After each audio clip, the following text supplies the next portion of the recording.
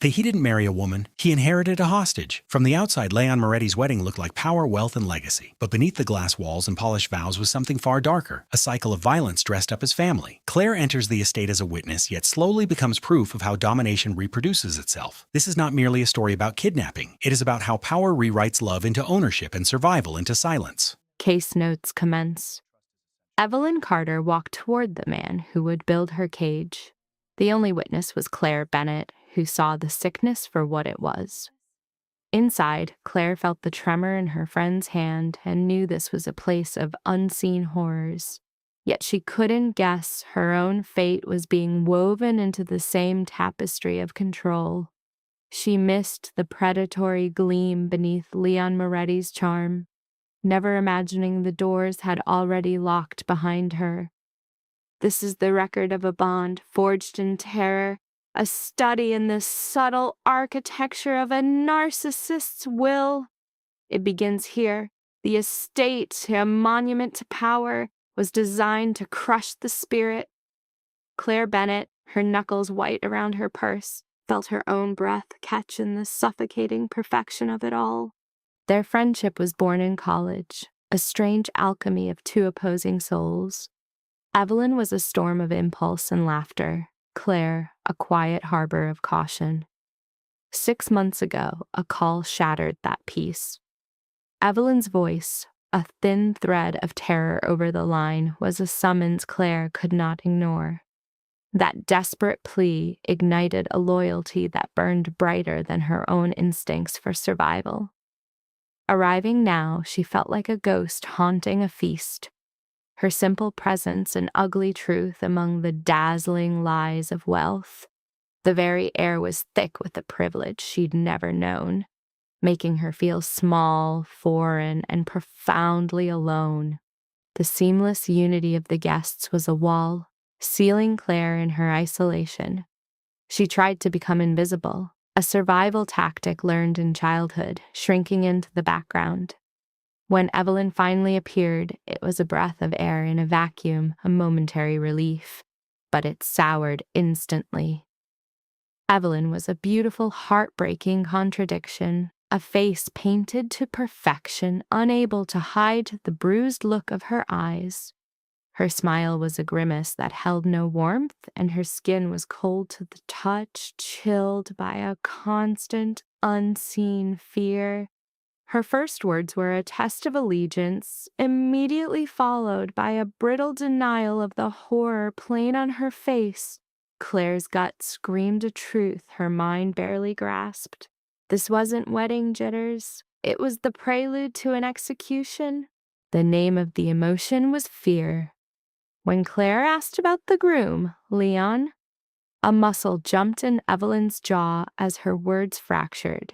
She spoke of the marriage as a transaction of power and money, while her eyes darted around the room, forever scanning for a threat. Her plea for Claire to stay close was a silent scream before a handler smoothly intervened. Evelyn's final, frantic look was a message that failed to send, a desperate flare extinguished before it could be seen. A cold sickness churned in Claire's stomach. During the ceremony, the contrast was obscene, the flawless beauty of the scene against the violent, uncontrollable trembling of Evelyn's hands as the ring, a perfect golden manacle, was slid onto her finger. The shaking continued as the groom, Leon Moretti, finished the ritual, his hand closing the back of her neck, not in a caress, but in a gesture of pure ownership. His features were carved from ice, his suit a shield of cold authority. The look he gave his new bride was not love, but the smug satisfaction of an acquisition, the defining mark of a predator. Claire fought the urge to be sick. In that moment, Evelyn disappeared, her gaze turning to glass, her face becoming a beautiful, empty mask.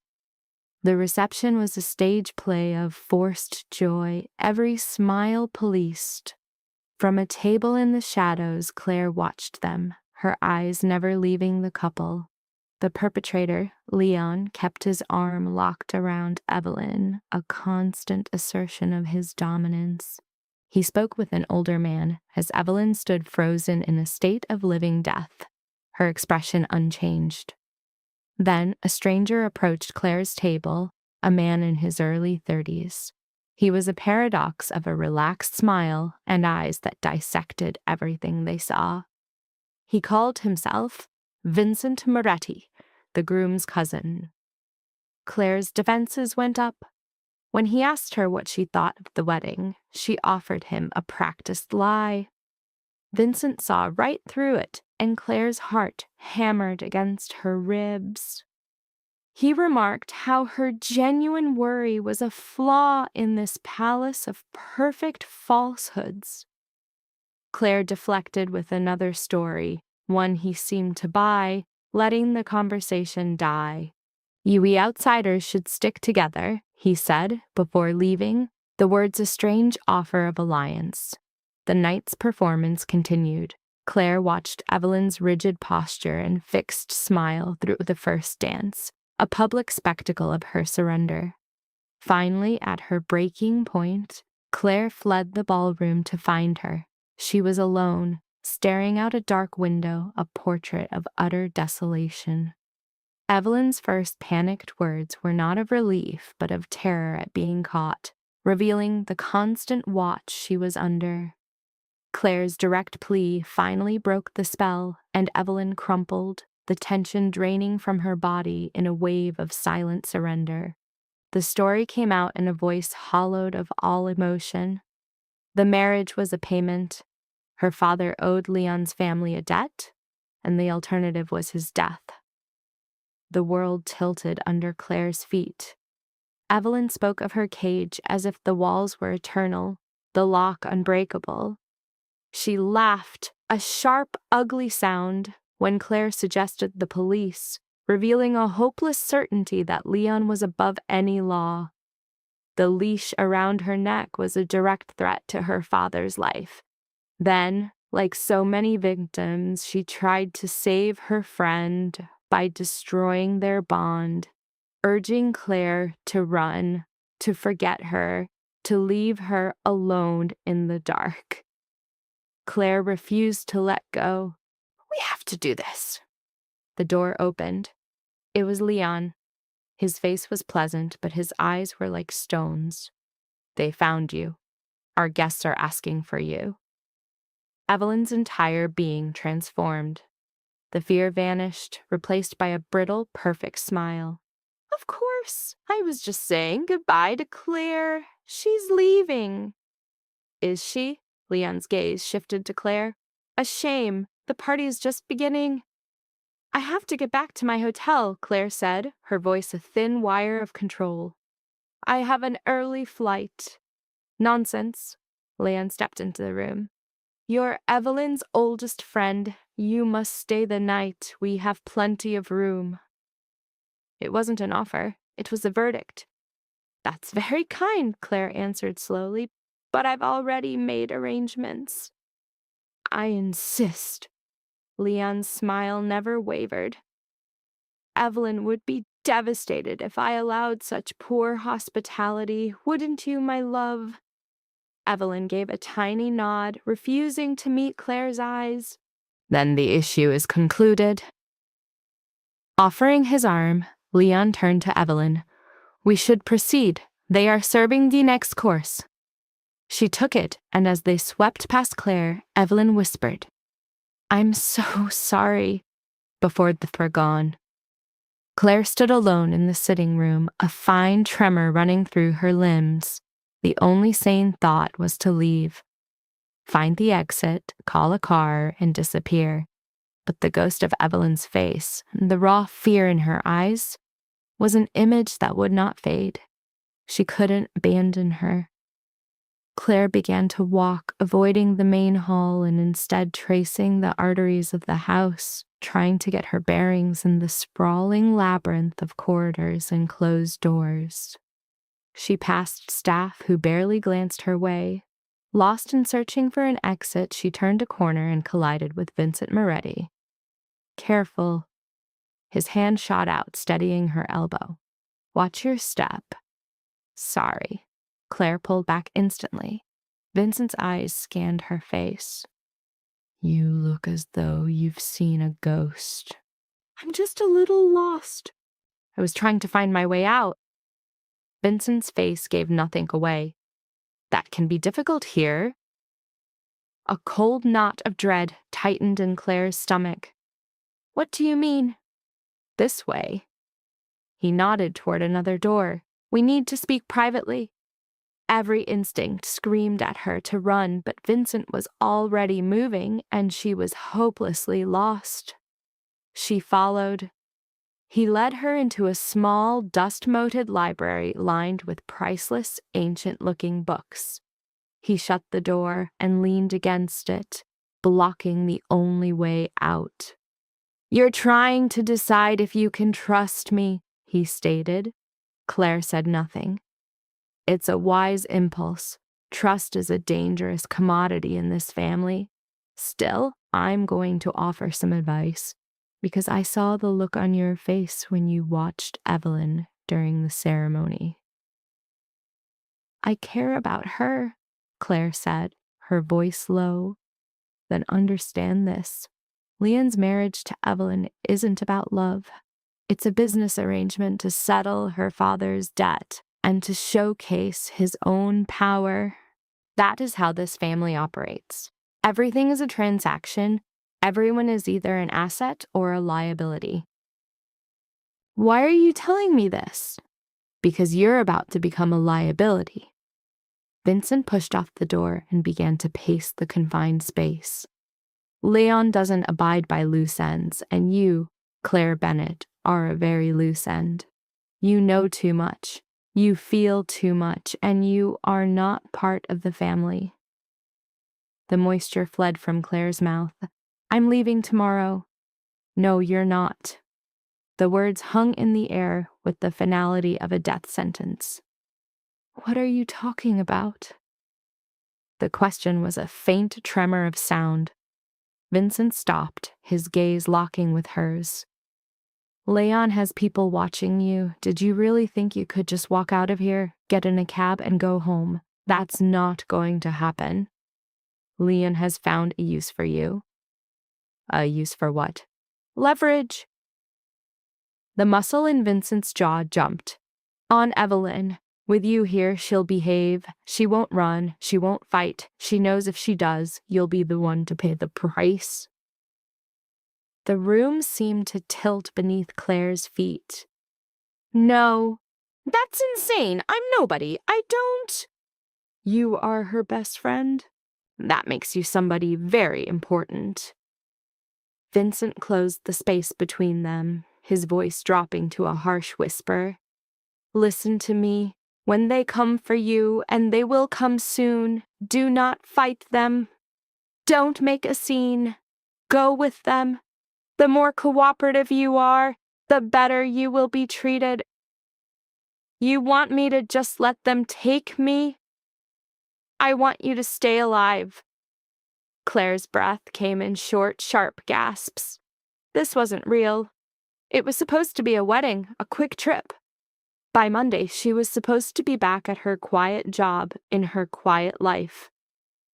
"I have to call someone," she breathed.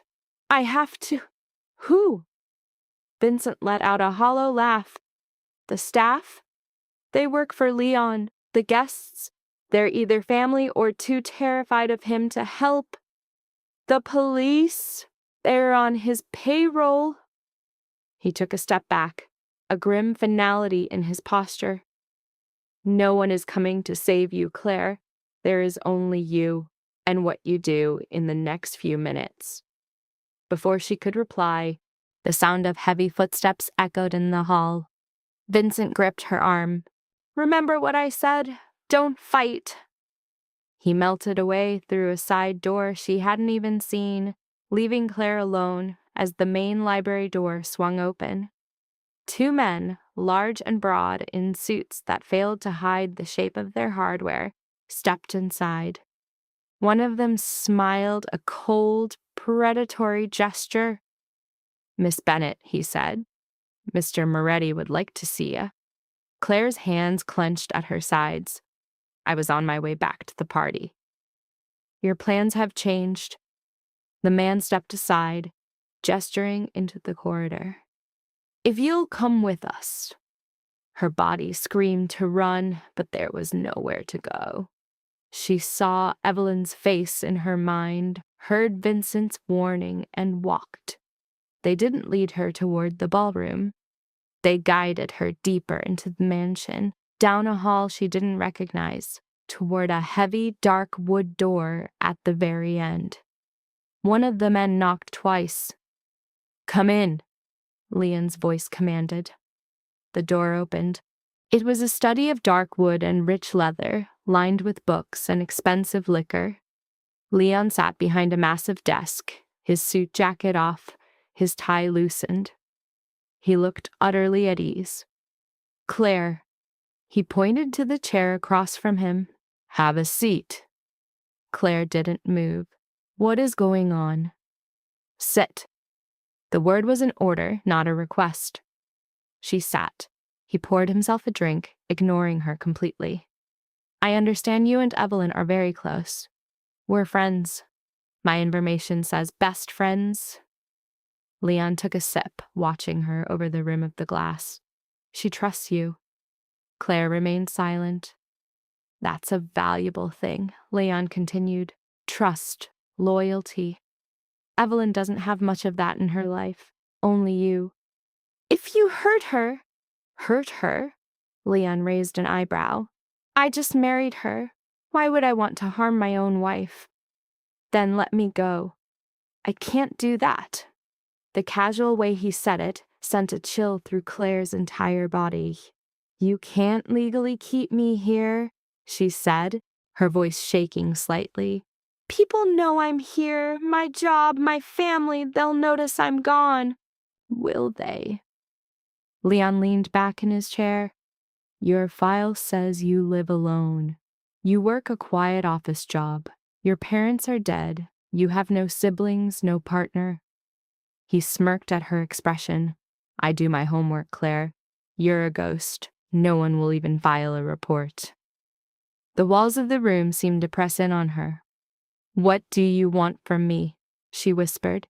"I want you to stay. Be Evelyn's friend. Keep her company. Help her adjust to her new life." Leon set his glass down. "In return, you will be very comfortable. A nice room, good food, anything you need. Your only job is to be cooperative. And if I say no—" His expression didn't change, but his eyes went flat and cold. "Then Evelyn will be unhappy, and you will be unhappy, and it becomes a very unpleasant situation for everyone." He stood, putting on his jacket. "But you're a smart woman. You'll make the right choice." He walked to the door, pausing beside her. "Someone will show you to your room.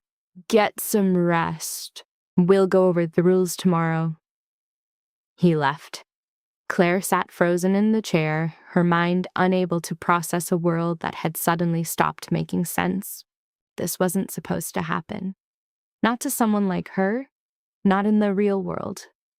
But the locked door, the guards outside, the pure terror etched on Evelyn's face, all of it was terrifyingly real. She was a prisoner. She walked. The room they gave her was beautiful in a way that suffocated. A vast four-poster bed, carpets that swallowed sound, and windows framing manicured gardens. A perfect room if the windows weren't sealed and a guard wasn't posted just outside. Claire stood motionless in her navy dress, fighting the scream clawing at her throat. She needed a plan, a way out of this gilded cage. But she knew nothing of the estate, nothing of the guards, and her phone was gone. They had taken her purse. She was alone, utterly and completely. A soft knock made her jump. "Come in!" she called, her voice betraying nothing. The door opened. Evelyn slipped in, a ghost in her wedding gown, and clicked the lock behind her. "I don't have long," she whispered. "Leon is with his family." but he'll notice if I'm gone too long. Evelyn closed the distance, her hands finding Claire's. We have to escape, she pleaded, then immediately shook her head, the hope dying. No, we can't. When Claire tried to argue, Evelyn's voice broke. I tried to run. Before the wedding, they caught me and they made me watch what they did to the people who helped me. I can't go through that again. What can we do? Tears streamed down her face. We survive, that's all we can do. We survive, we watch, and maybe one day. She couldn't finish. I'm so sorry I brought you into this. I just wanted one last normal moment before. Her words trailed into silence. Claire pulled her into an embrace, and Evelyn collapsed against her, shaking with silent, racking sobs. We'll find a way, Claire vowed, with no idea how. There's always a way, I promise you. Evelyn pulled back, wiping her eyes. I have to go. If Leon finds me here, go, it's okay. Evelyn hesitated at the door, a final haunted look in her eyes. The days here are one of two things. Bearable or hell, she whispered. On the bearable days, you have some freedom. On the bad days. She trailed off. Just do everything they say, Claire. Please, don't fight them. Don't be a hero. Just survive. And then she was gone. The silence of the room pressed in on Claire, her heart hammering against her ribs. Survive. That was the mission. Not escape, not rescue, just breathe. She went to the window, laying a hand on the cold glass. Darkness had fallen, swallowing the grounds and leaving the mountains as jagged silhouettes. Down in the valley, a world she could no longer reach twinkled like a distant galaxy. Claire closed her eyes, breathing hard, remembering her life, her apartment, her books, her job, the quiet rhythm of her days. A life she would kill to have back. A life stolen by a man who collected people like art. Then a new, colder realization settled in. Leon had done his research. He knew she was alone, that no one would come looking. He had chosen her because she was a ghost, a woman who never made waves, who spent her life trying to go unnoticed. Her disappearance would leave no ripple. Claire opened her eyes. Fine. If Leon thought quiet meant weak, he was wrong. If he was waiting for her to break, he would wait a long time. She had no idea how, no plan had yet taken shape, but she would get them both out of here. The only goal for now was to stay alive until the opportunity came. Dawn broke without ceremony. Claire hadn't slept, having spent the night pacing, building, and dismantling impossible plans. When the first gray light filtered into the room, she felt hollowed out. A knock. Miss Bennet? A woman's voice, crisp and cold. Breakfast is ready. You're expected downstairs. Please get dressed. Claire looked down at herself.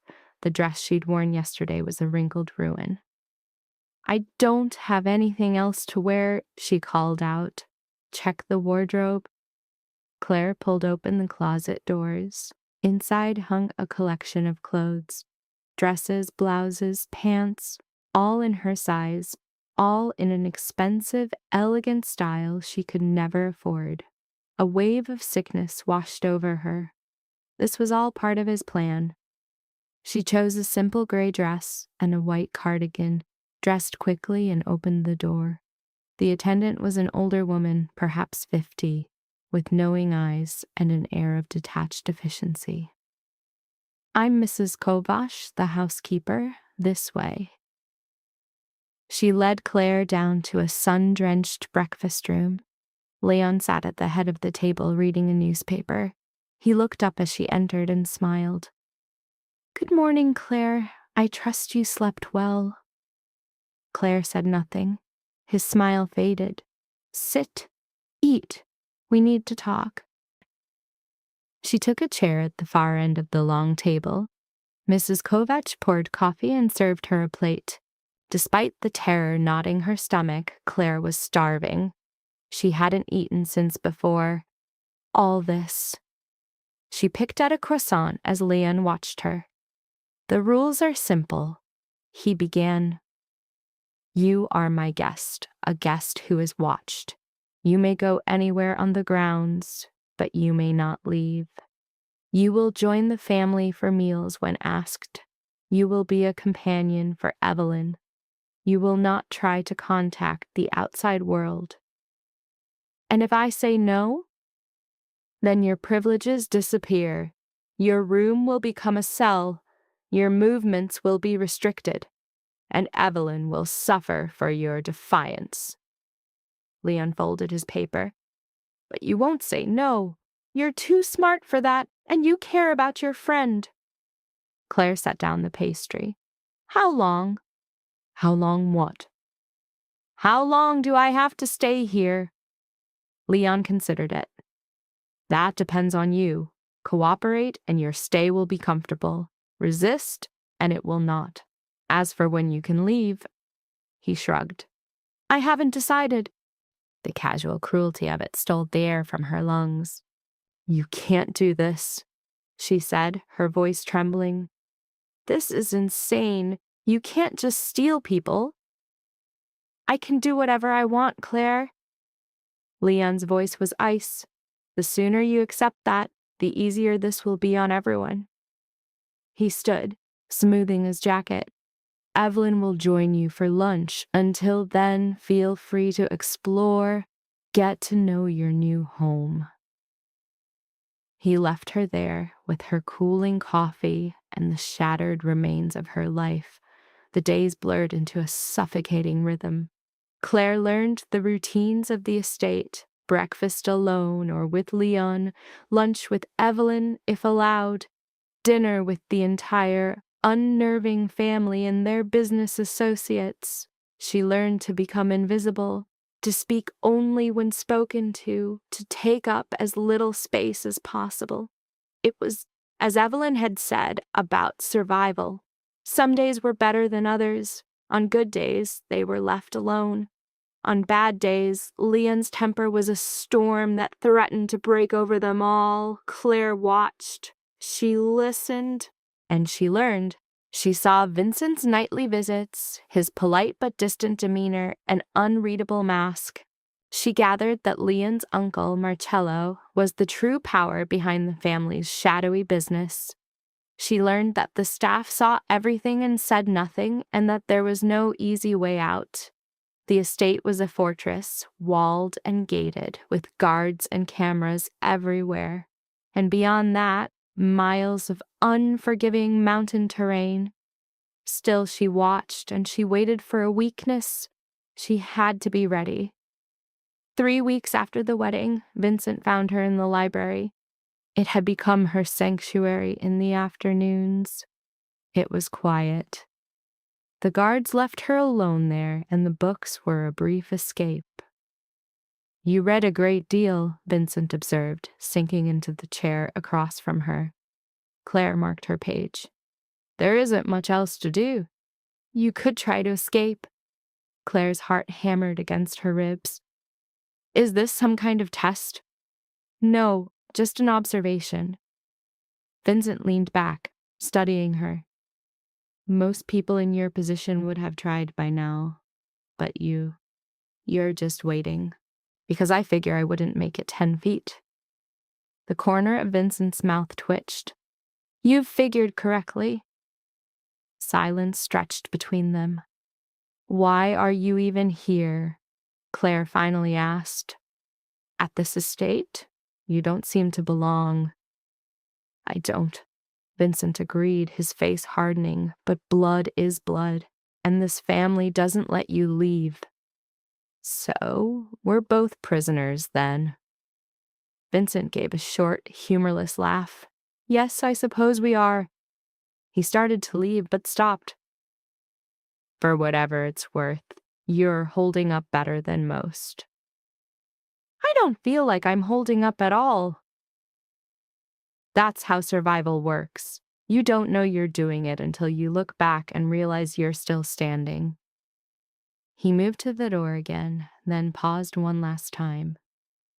The groundskeeper leaves the south gate unlocked on Thursdays, around midnight, just so you know. Claire's heart hammered against her ribs. Why are you telling me this? Because I'm tired of watching this family break things, he said, and because you remind me of someone I used to know, someone who deserved better. Vincent's jaw went rigid. The information is yours now. He was gone in an instant. Claire sat frozen, the book in her lap, a forgotten weight. The words echoed in her mind, painting a time and place. Thursday, midnight, the South Gate? A lie, most likely. And yet, it was the first glimmer of a way out since the walls had closed in. An image of Evelyn's face flashed behind her eyes, followed by the chilling echo of Leon's promise to make her pay for any transgression. Her old life felt like a ghost. Thursday was 2 days off, 48 hours to decide if this was courage or a fool's errand. That Wednesday night, she lay awake, eyes tracing the shadows on the ceiling, trying to dissect the plan. It was a suicidal risk. Vincent could be setting a snare. And if the gate was open, what then? She'd be alone in a hostile night, recapture almost a certainty. But the thought of endless captivity, of watching Evelyn wither away, was a terror that dwarfed all others. When Thursday's light broke, the choice was made. She would run. Breakfast was a portrait of tension. Lane was lost to his phone, the screen casting an irritable glow on his face. When Marcello arrived, his whispered words made Leon's agitation sharpen into something dangerous.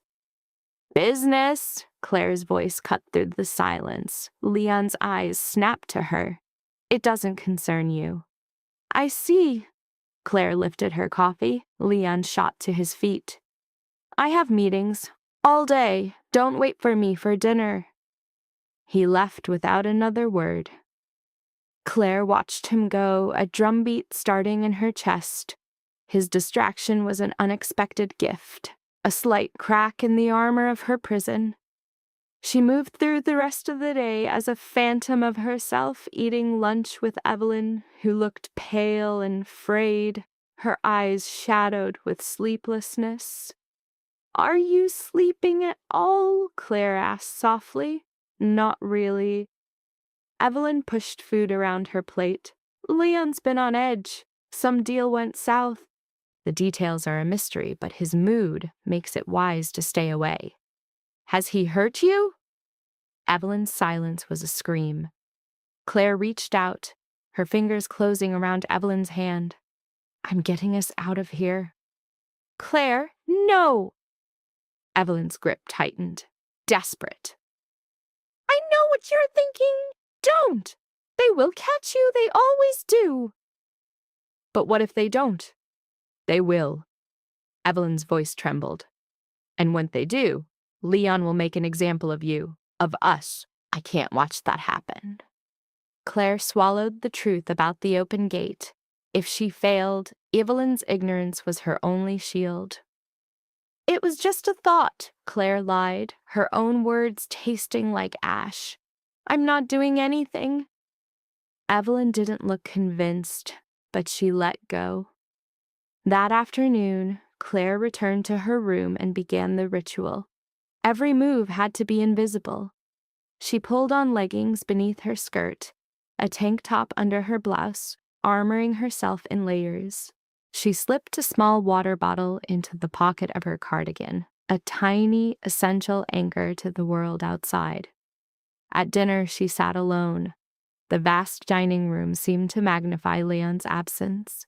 Mrs. Kovac served the meal, her face a mask of professional neutrality. "Is Mr. Moretti returning this evening?" Claire asked. "I wouldn't know, miss." Claire nodded, pretending to eat. When Mrs. Kovac came back, Claire played her card. "I'm not feeling well. I think I'll just go to bed." The woman's eyes narrowed just a fraction. Shall I call the doctor? No, it's only exhaustion. Very well. Mrs. Kovat cleared the plates. Rest well, miss. Claire walked to her room, shut the door, and began to wait. The great house slowly fell asleep around her. The sounds in the hallways faded. By 11, the silence was absolute. She changed into the clothes of a shadow, black trousers and a dark navy sweater. She left a lamp on, arranging pillows under the blankets to create a ghost of herself in the bed. Cracking the door, she listened to the silence. Then she slipped into the hallway, moving like smoke. Her room was in the east wing. The gate was on the far side of the estate, a world away across the main floor. The corridor was a tunnel of faint light and deep shadows. Claire pressed herself to the wall, her heart hammering so violently she feared it could be heard. She reached the grand staircase unseen. Below lay the marble foyer, and beside it, a guard station, a dead end. Claire melted back into the shadows, backtracking to a service stairwell. It was a narrow, pitch-black passage to the kitchens. From there, she could reach the garden doors. A stair groaned under her weight. Claire froze, every muscle screaming. But the house kept its silence. She moved on. The kitchen was a void. She found the garden door and tried the handle. Locked. Fighting a surge of panic, she began a silent, desperate search for a key, her fingers brushing past silverware and linens in the dark. In a cupboard, they closed around a ring of keys. The first 4 were useless. The 5th turned in the lock. The door swung open on a gust of cold, clean night air.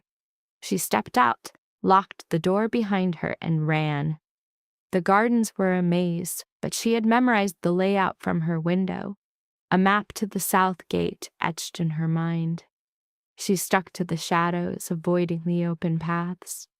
A beam of light sliced through the darkness. She dove behind a hedge, her heart seizing. A guard ambled past, his radio crackling. He was oblivious. Claire waited until he was gone before moving again. The south gate was a skeletal frame of old iron choked with ivy, set between 2 stone walls. As she neared, she saw it, the glint of the padlock, hanging open, its chain limp. Vincent hadn't lied. This was it. She reached for the cold iron. Going somewhere. The voice ripped through the night. She spun around. Vincent stood 10 feet away, a figure carved from the darkness. You said— I know what I said, he cut her off, stepping closer.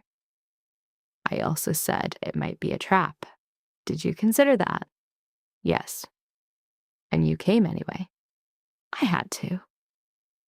Vincent studied her for a long, silent moment. Then from his jacket, he pulled out a phone. There's a hiking trail about 2 miles south of here. It follows the ridge down to the valley. You'll find a ranger station. It'll be empty, but there's an emergency line. Call for help. Call for help. Claire just stared at the phone. Why are you doing this? Because I'm done, he said, his voice strained. I'm done watching this family chew people up and spit them out. I won't be a part of it anymore. He pushed the phone into her hand. Go. Go now before I change my mind. Claire's fingers closed around it. What about Evelyn? I'll do what I can, but you're no good to her in here. His logic was a cold echo of her own. If Leon finds out you were involved, he won't. Vincent's jaw was tight. My report will say I found you escaping. I tried to stop you, but you got away. It's a clean story. Vincent? Go. After one last fleeting hesitation, Claire pocketed the phone, pulled the gate open, and fled into the consuming blackness of the woods. She ran, adrenaline burning away the fear. She was out. The ranger station was the only thing that mattered now. 2 miles. She could do it. Then a shout echoed from behind her. They'd found the open gate. Claire pushed herself faster. The trail was a treacherous ribbon of earth and root. She flicked on the phone's light. A stupid mistake that shattered her night vision. She clicked it off, plunging back into blindness. Her lungs burned. Her legs were on fire. Terror, she realized, was a ferocious kind of fuel. The trail began to slope downward. Her foot slipped on loose rock, and she went down hard, the gravel tearing into her palms. She choked back a cry of pain, scrambled up, and kept running. More shouts, closer this time. The hunt was closing in. Her breath came in ragged sobs. She couldn't keep this pace. The hope was unraveling, her body was failing, and capture was becoming a certainty. And then she saw it through the trees, a rupture in the canopy, a clearing, and in its heart, a small wooden cabin. The ranger station. With a final desperate burst of energy, Claire broke through the threshold. The air inside was thick with the scent of dust and old wood. Her hand found a switch, flooding the space in the unforgiving glare of a fluorescent bulb. The emergency radio. Where was it? There. A red box mounted on the wall, stark against the dark timber. She tore it open, grabbed the handset, and pressed the call button. A ring, then another. 911, what is your emergency? The words spilled out of her. I've been abducted. My name is Claire Bennett. I'm in a mountain ranger station. I don't know my coordinates, but it's near Leon Moretti's estate. He's my captor. I need help now. The door splintered open. 2 guards stormed in, seizing her. Claire screamed, fighting against them, but their strength was absolute. One of them ripped the receiver from her hand, severing the line. No! Claire kicked and clawed, a wild thing trying to tear free. A hand clamped over her mouth, choking off the scream. Leon appeared in the doorway, his face showing not rage, but the clinical irritation of a man dealing with a minor inconvenience. He gave a quiet order to secure her. They dragged her outside to a waiting car, its engine already humming. She was thrown into the back. Leon slid in beside her. His men took the front seats. The car began its ascent back up the mountain. Her body shook with the violent tremors of recapture. Leon spoke, his tone analytical as he dissected her futile effort. He asked, not expecting an answer, if she truly thought she could succeed. She gave him only silence. He informed her the call was noted, but would soon be erased, dismissed as a prank. No one was coming for her. When she mentioned her name was on record, he waved it away as meaningless data destined to be forgotten. Leon's demeanor was unnervingly detached. He explained his absolute authority over the county, confirming her call for aid was intercepted and already neutralized. The statement seemed to extinguish the last flicker of hope in her eyes. Leon then correctly surmised that Vincent had told her about the open gate. He dismissed the man's act as a weakness for lost causes, and Claire flinched as if struck. Her unspoken plea to spare Vincent was met with Leon's razor-thin smile, a silent confirmation of punishment to come. He steered the conversation away from Vincent's fate. As the car climbed higher, Claire's expression went blank, her mind retreating from the trauma. The horror was twofold. She had failed, and in doing so, had condemned Vincent. Her thoughts shifted to Evelyn. As if reading her mind, Leon commented on her friend's anguish, detailing how Evelyn blamed herself. Claire's plea for Evelyn's safety was instant. He assured her that since the fault was hers alone, Evelyn would face few consequences. But you? His smile grew wider. You are another matter entirely. Back at the estate, they led Claire not to her room, but down into the earth. The cell was a void. a small windowless concrete box with nothing but a cot. A bucket was the toilet, the heavy door locked from the outside. Leon watched her take it all in. He told her she would stay here until he decided her behavior had been corrected. Food would come twice a day, but all light, sound, and human contact were forbidden. She was to be left alone with the consequences of her defiance. When she asked for how long, he offered no end date. Then he shut the door, plunging her into total darkness. It was a textbook method for shattering a person's will. Claire stumbled to the cot and curled into herself. She had gambled everything and lost everything. Time began to dissolve. Claire lost her grip on time, an expected result of the absolute dark. Her only anchors were the twice-daily slide of a food tray through a slot in the door. She moved between bouts of exhausted sleep and frantic pacing. Her mind replayed the escape endlessly, a loop of failure and trauma. She came to a terrible conclusion. Leon had allowed her to get that far, engineering the illusion of hope to make its destruction all the more complete. The calculated cruelty was the mark of his madness. After an eternity, the door creaked open, and the sudden light was a physical assault. The figure silhouetted in the doorway was not Leon, but a guard. His instruction was brief. Claire's muscles had weakened. She could barely stand. She needed his arm to keep from falling. The guard guided her up to the main house, where the normal light left her dizzy and disoriented. He took her to a bathroom. The order was simple: wash and change into the clothes provided, all within 15 minutes. He locked the door. In the mirror, Claire saw a stranger hollowed out by stress, with pale skin, tangled hair, and eyes that looked decades older. She did as she was told. The clothes were plain, anonymous. When she emerged, the guard led her to the dining room. Leon sat before a grand breakfast. He motioned for her to sit beside him and told her to eat. With no appetite, she went through the motions, nibbling a piece of toast. He watched her for a long moment before asking if her re-education was complete. Her yes was a monotone whisper, the sound of learned helplessness. Good. Leon drank his coffee.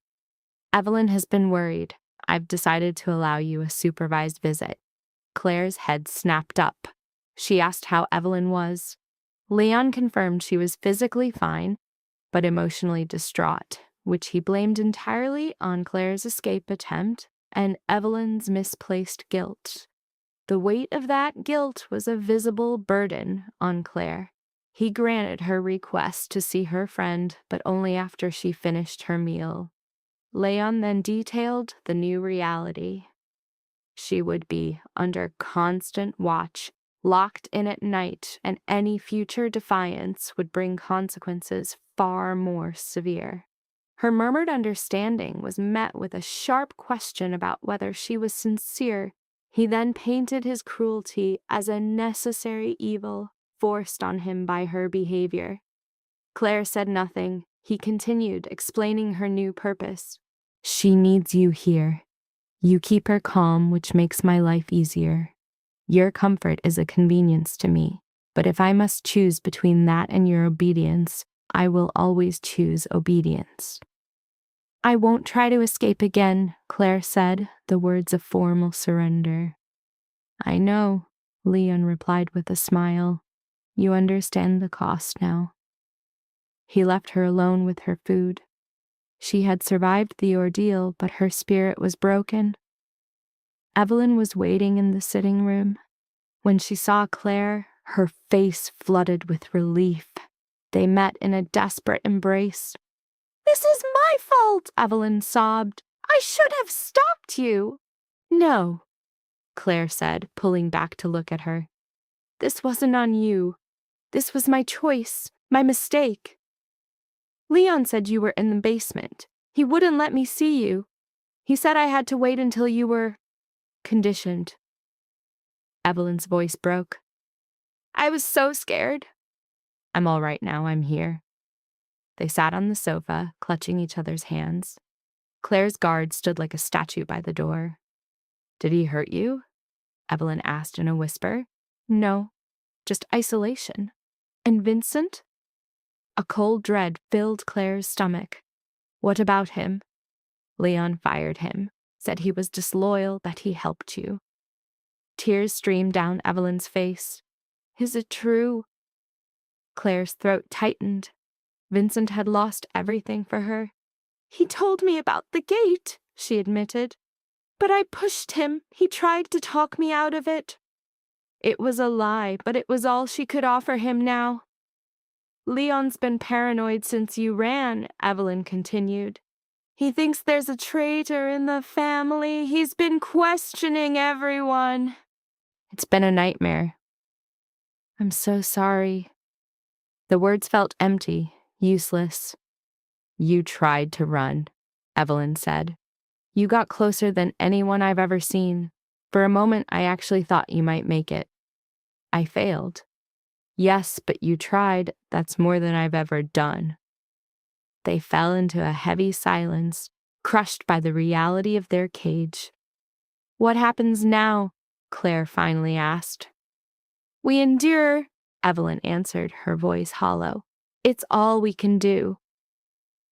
Claire wanted to argue, to fight for more than just survival, but the memory of the basement, of the total darkness, had taught her the price of hope. She just squeezed her friend's hand and said nothing. The weeks that followed settled into a new, grim routine. Claire was never alone. A guard was her constant shadow. At night, her door was locked from the outside. The windows of her new room were fitted with iron bars. She was a prisoner more completely than before, and she played the part Leon had written for her, silent, obedient, and utterly defeated. She shared meals with Evelyn and scanned library books, appearing at family dinners as commanded. She spoke only when spoken to, a shadow in the halls.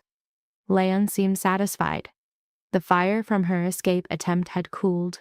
She was once again a possession, visible but unnoticed. Claire let him savor the illusion of his triumph. But alone, in the quiet of her locked room, she replayed Vincent's words, the call that almost connected, the nearness of freedom. Failure had taught her a truth. She was stronger than anyone knew, and one day that would matter. 2 months after the incident, Evelyn came to lunch bearing news. I'm pregnant, she said softly, a hand resting on her stomach. The air left Claire's lungs. Does Leon know? I told him this morning. He's pleased. Evelyn's smile was hollow. He wants an heir. This will appease him. And how do you feel? A long silence stretched between them. Terrified, she finally admitted. I don't want to bring a child into this house, into his world, but I have no choice. Claire reached across the table, her hand covering Evelyn's. You're going to be a wonderful mother. Am I? Evelyn's voice trembled. How can I protect a child when I can't even protect myself? You'll find a way. We both will. It was a promise Claire had no way to keep, but she offered it anyway because sometimes promises are all you have. The pregnancy changed both everything and nothing. Leon's conduct toward Evelyn softened in those first months. His hand would find her belly at dinner, his tone becoming gentler. Claire saw it with a chilling disquiet, recognizing it wasn't love. It was ownership. Leon was indifferent to Evelyn, but invested in the life she carried, the heir who would secure his legacy. As the months passed, Evelyn retreated further into herself. Her eyes avoided Claire's more often. She was confined to her room on doctor's orders, leaving Claire to sit supervised in the library or eat in solitude. The mansion felt cavernous, emptier. 3 months into her term, Evelyn had her first major medical crisis. As Claire read, Mrs. Kovach appeared in the library doorway, a shadow with a rigid face. Miss Bennet, Mrs. Moretti has been taken to the hospital. Mr. Moretti wanted you to know. The book tumbled from Claire's fingers. Is she all right? What's happened? A hemorrhage. The doctors are with her. Claire shot to her feet. I have to see her. That is not possible. I don't care what's possible. She's my friend and I need... Mr. Moretti's orders were clear. You will wait here. The guard by the door shifted, his hand grazing his belt in a silent warning. Claire's hands balled into fists. Then at least find out how she is, please. Mrs. Kovach's expression thawed by a fraction. I will inform you when there is news. She was gone. Claire fell back into the chair, her heart a frantic drum. She tried to read, but the words swam. She stood, she paced, she sat. The guard watched, his gaze as empty as the long hours that passed. Near midnight, Mrs. Kovach returned. Mrs. Moretti is stable. The fetus is unharmed. She is staying for observation. The doctors expect a full recovery. Relief struck Claire so hard she gripped the arm of the chair to stay upright. Thank you. Mr. Moretti brings her home tomorrow. You may see her then. Claire could only nod, her throat tight. That night, locked in her room, she finally let herself cry. For Evelyn, for a child born into this prison, and for herself, a trapped, helpless witness to a friend's pain. Evelyn returned the next afternoon, pale and drained. Leon hovered, playing the part of a concerned husband for the doctor. Claire hung back, waiting. When a call finally pulled Leon away, she moved to Evelyn's side. I'm fine, Evelyn whispered before she could ask. It was just some spotting. The doctor says it happens. Are you sure? I'm sure. Evelyn's hand rested on her belly. The baby is strong, a good heartbeat. Everything is fine. But her voice wavered on the last word. Claire drew a chair close. You don't have to pretend with me. Evelyn's control crumbled. I thought I was losing the baby. For hours I thought this whole nightmare might just be over. A wave of guilt washed over her face. And then I hated myself because it's not the baby's fault. No, it's not. What kind of mother thinks that? The kind who is living through hell, Claire said gently. You're allowed to be scared. You're allowed to want it all to be different.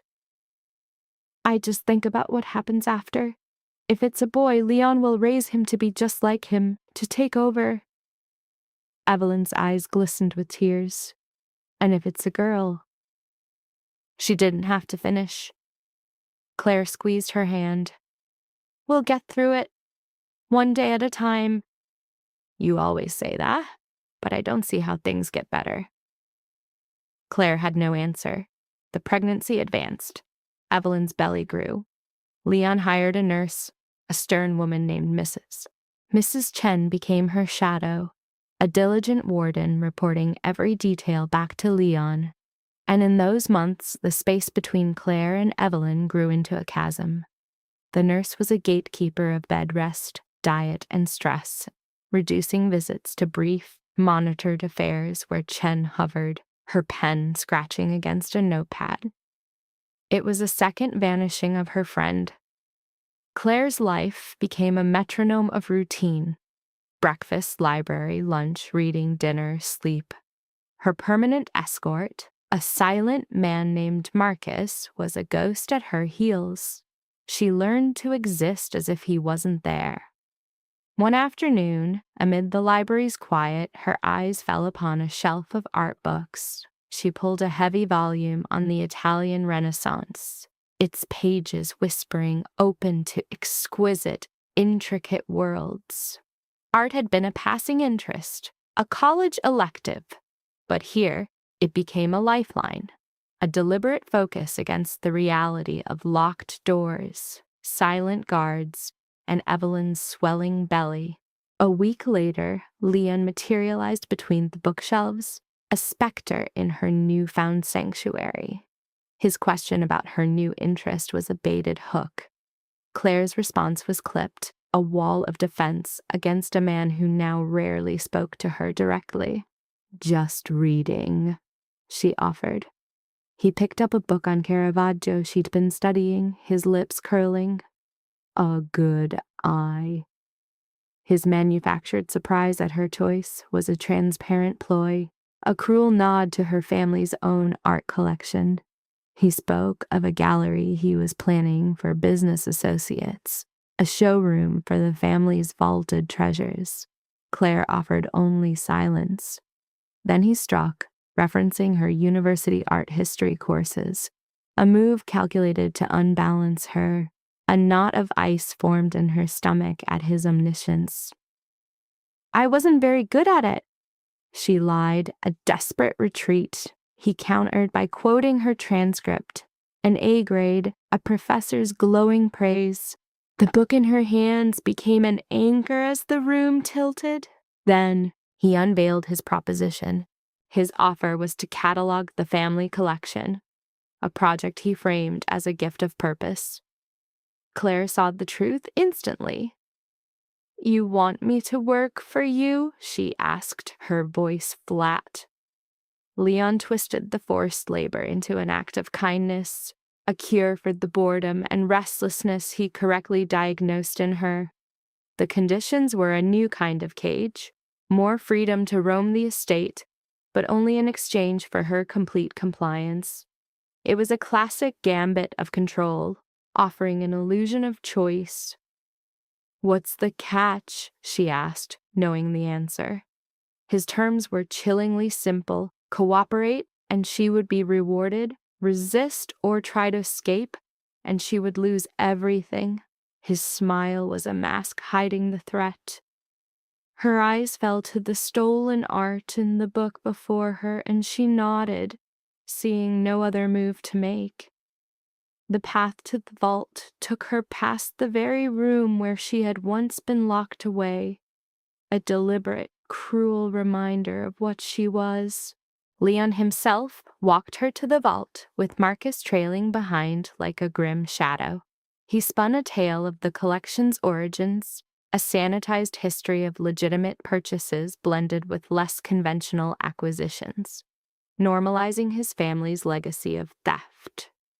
As the immense steel door swung open, the sight stole the air from Claire's lungs. The space was cavernous, a dragon's hoard of priceless paintings and sculptures piled in the darkness, a breathtaking fortune in stolen culture. This, Leon announced, was her new workspace. Her hours were fixed, 8 in the morning until 6 at night, with Marcus standing guard outside. Wandering through the silent canyons of art, she saw entire eras of history, Renaissance, Baroque, modern, all ripped from their homes and imprisoned in this subterranean tomb. It was a graveyard of beauty. When she asked where it all came from, Leon's answer was a polished evasion about a multi-generational family legacy, a thief's word for plunder. Stolen, she thought, hiding the word behind a neutral expression. She requested supplies, a list of professional necessities to maintain the charade. He agreed instantly, cementing his control over this new purpose he had given her. Left alone in the vault, the weight of the task settled upon her. She was now the curator of a criminal's loot. Yet the work became a shield. Her days found a rigid rhythm that consumed her mind, holding the terror and grief at bay. She began methodically, photographing each piece, researching what provenance she could find, creating order in a palace of chaos.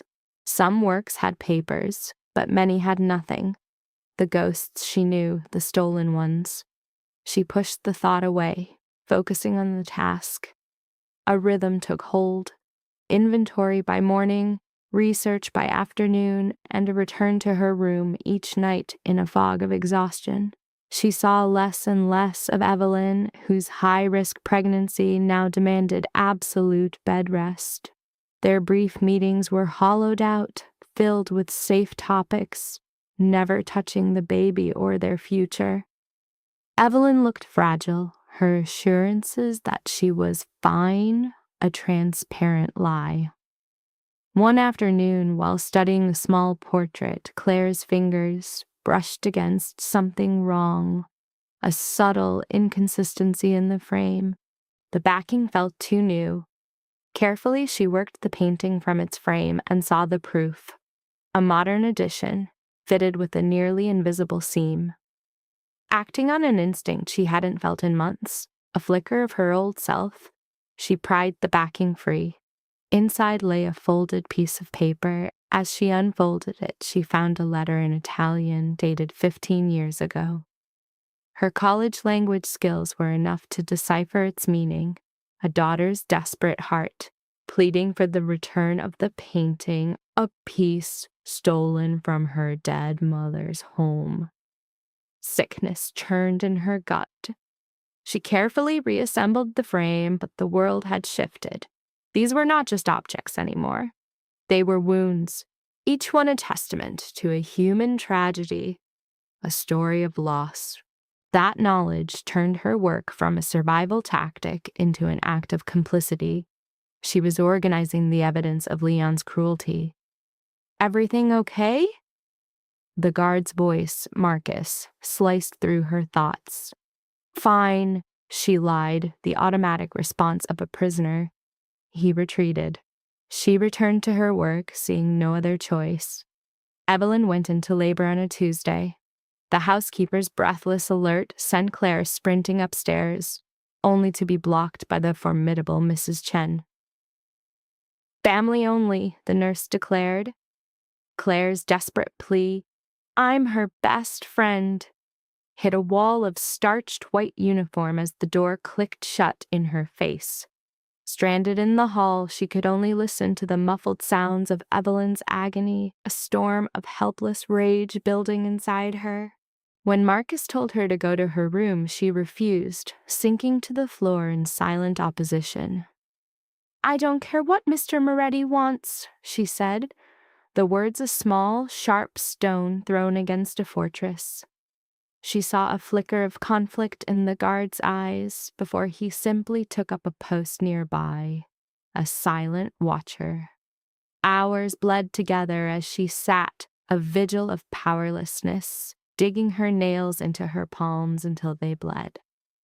She listened to the awful symphony of pain until near dawn. It was shattered by the thin, sharp cry of a newborn. When the doctor finally emerged, his face tired, he confirmed it. A healthy baby girl. The news was a collision of relief and despair. Relief that Evelyn had survived, and a profound grief for the child born into this cage. Grief for a daughter now owned by Leon's monstrous ego.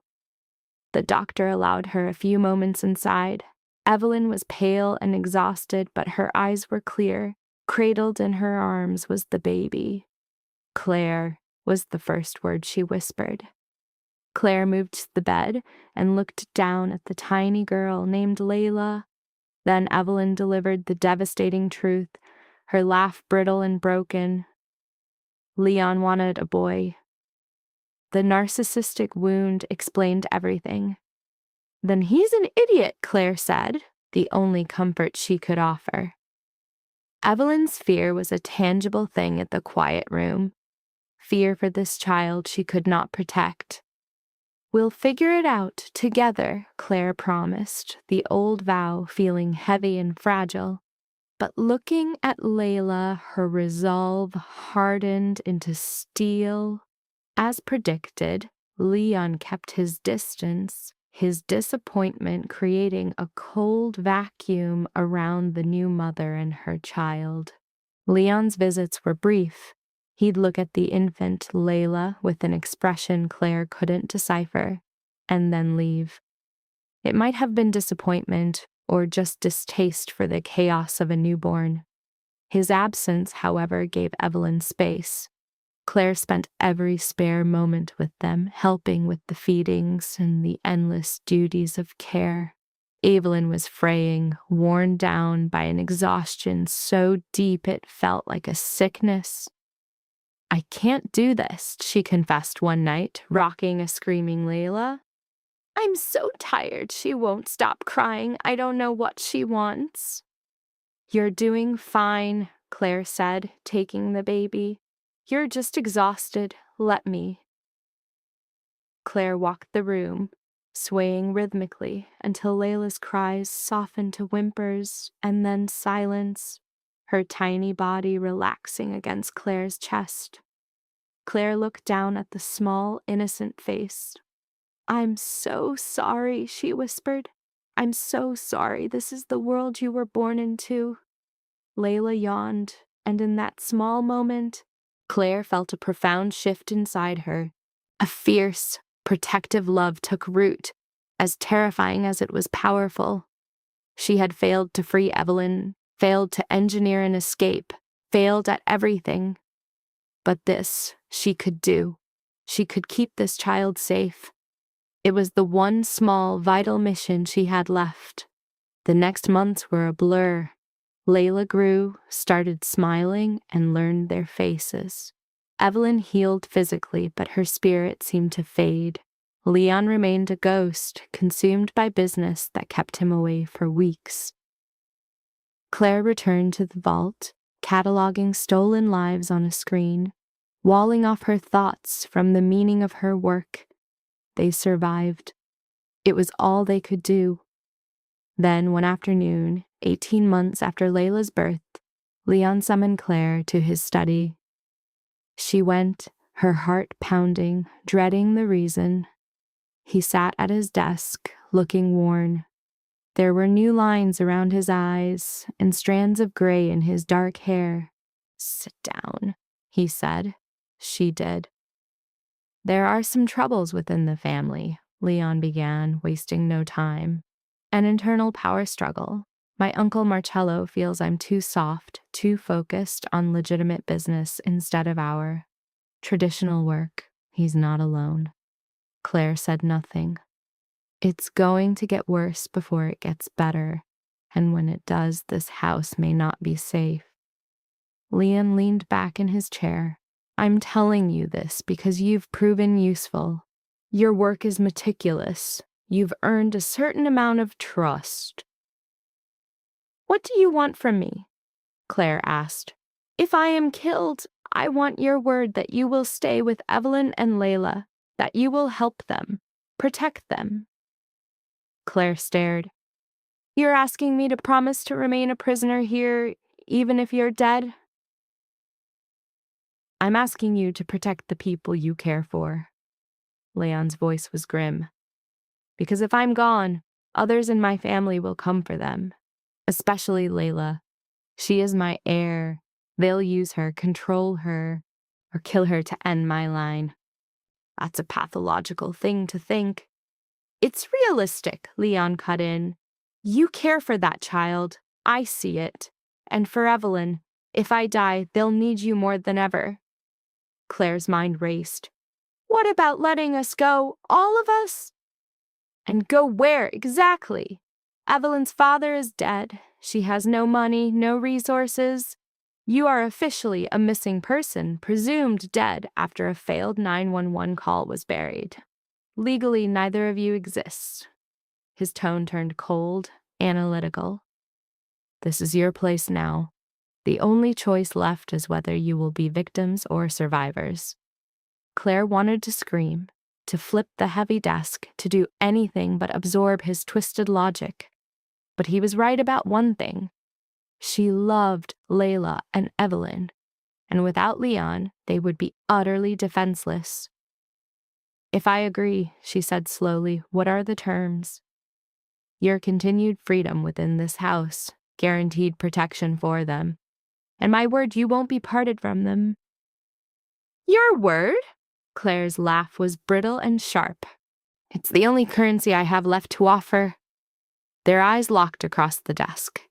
"Agreed," Claire finally said. "I'll stay. I'll help them." Not for me, for them. Leon nodded once. That's all I ask. Claire rose to leave. One more thing, Leon said. If the time comes when you have to choose between running and staying, you stay. They need you more than you need to be free. Claire walked out without another word, knowing he was right. She had made that choice the first time she held Layla in her arms. Leon's prediction came true with terrifying speed. A chill settled over the estate in the following months. Cars with darkened windows came and went at all hours, carrying men whose sharp voices echoed from behind closed doors. Leon was rarely home, and when he was, his jaw was tight and his patience thin. Marcello started appearing more often, his silver hair and cold smile becoming a fixture at dinner. He watched Evelyn and Layla with an unnerving focus that set every one of Claire's alarms screaming.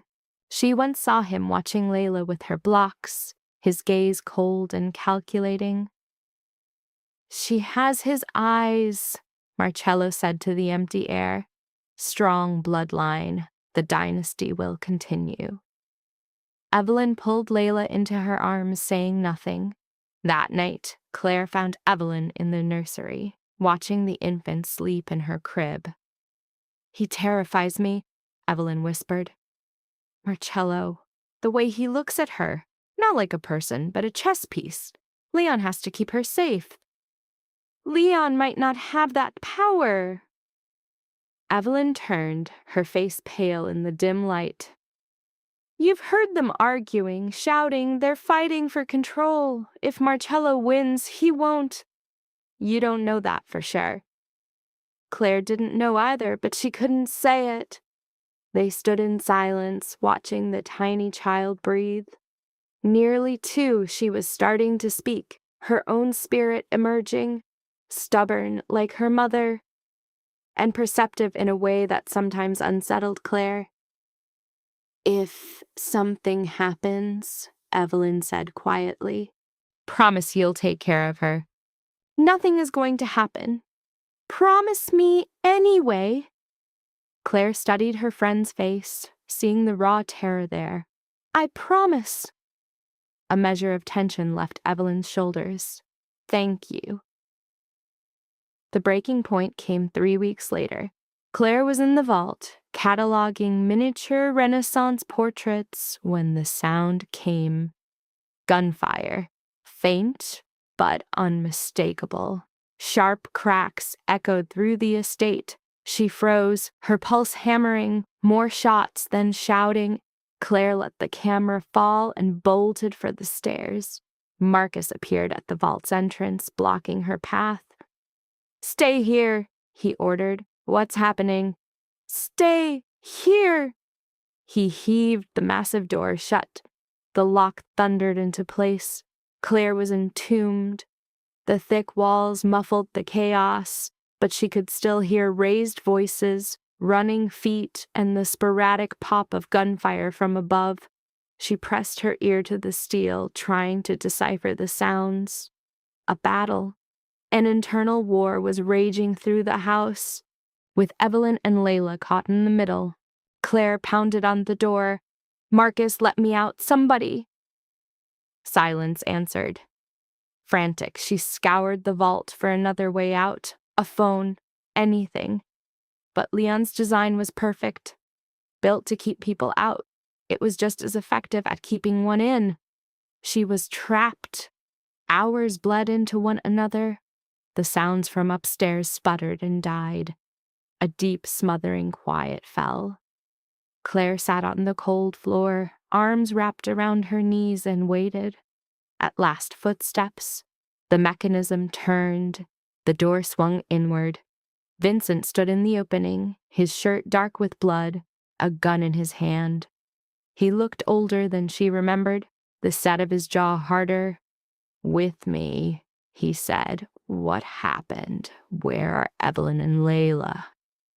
They're safe, come on. Vincent led her into the upper levels.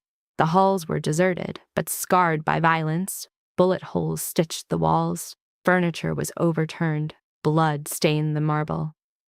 "Vincent, tell me what happened." Marcello made his play. "Tried to take over the family." Leon fought back. Vincent's voice was flat, devoid of feeling.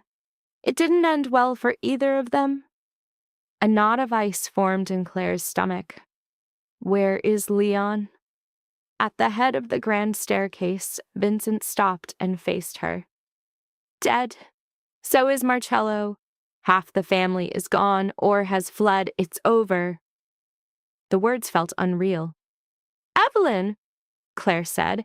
"I need to see Evelyn." He brought her to Evelyn's suite.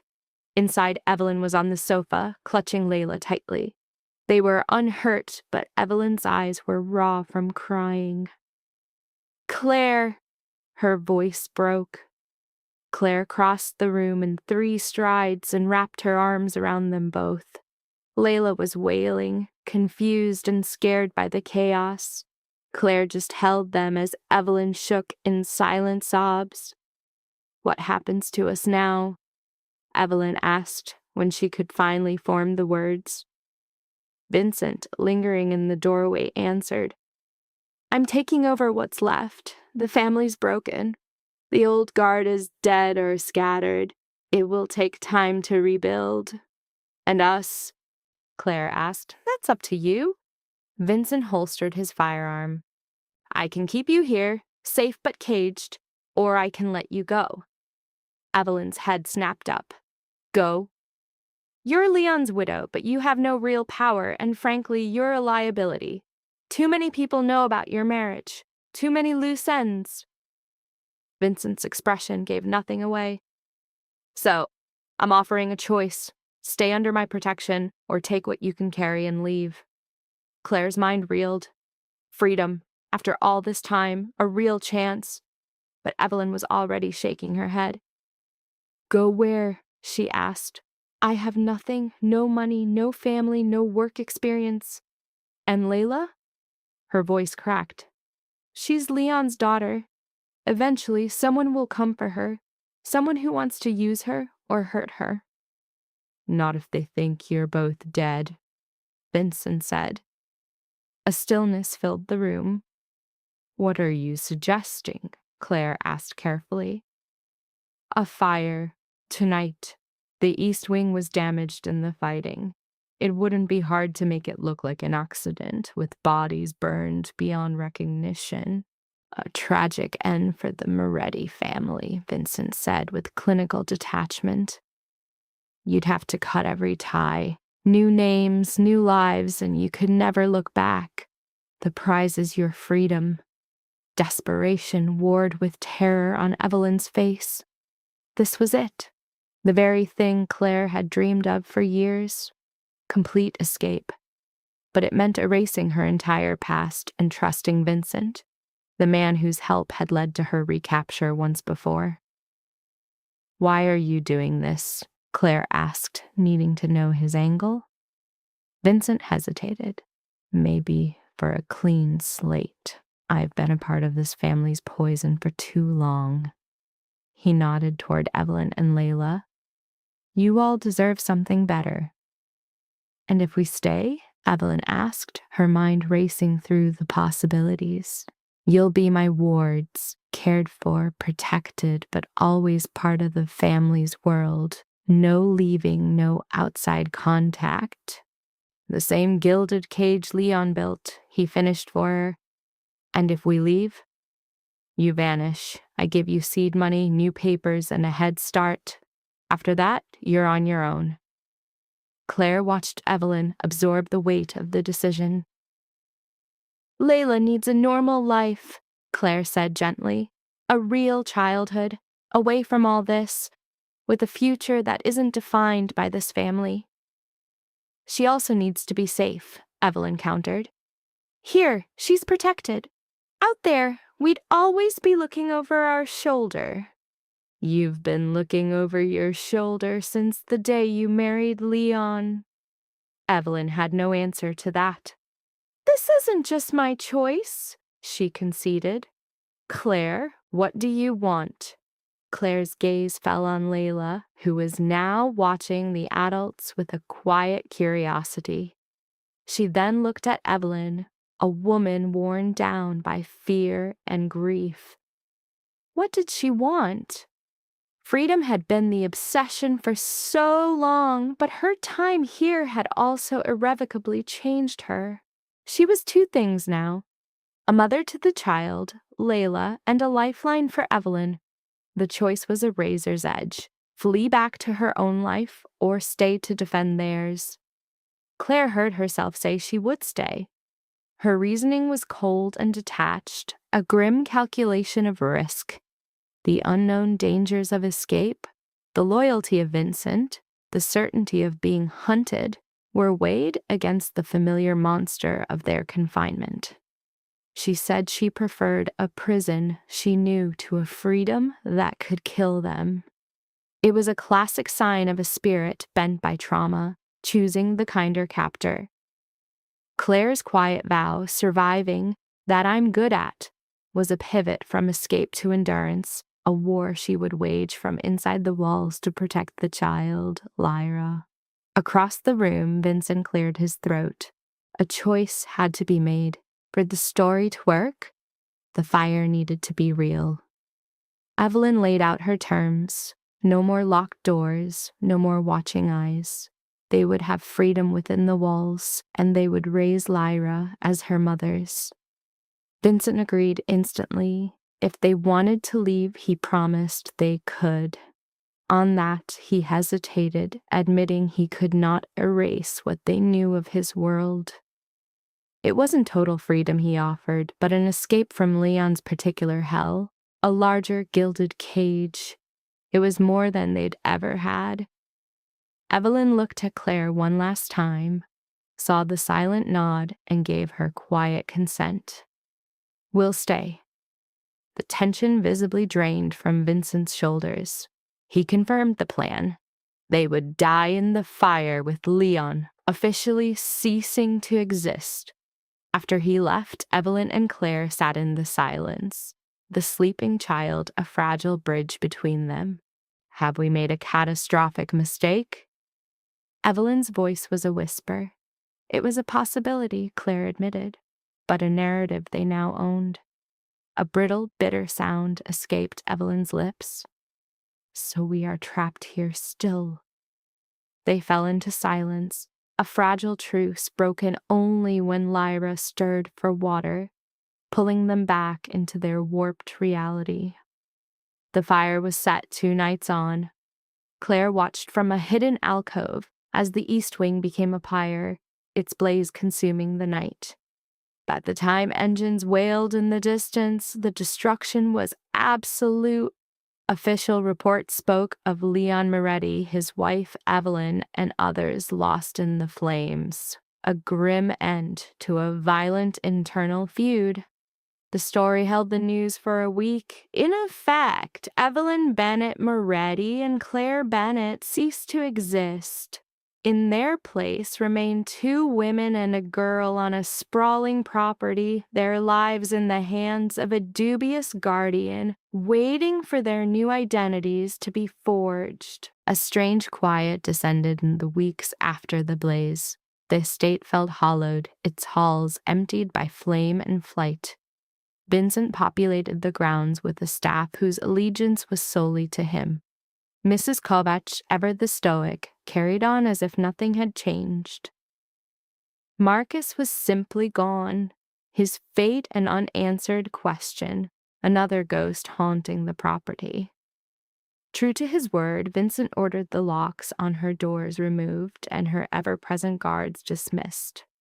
Claire was granted the run of the estate, barred only from Vincent's private office and the business dealings in the cellars.